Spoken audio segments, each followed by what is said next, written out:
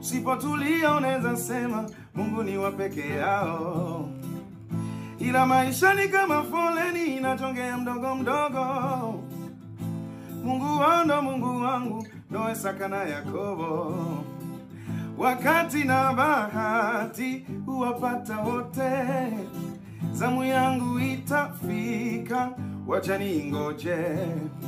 La maana ni uhai, Mungu ni wa wote.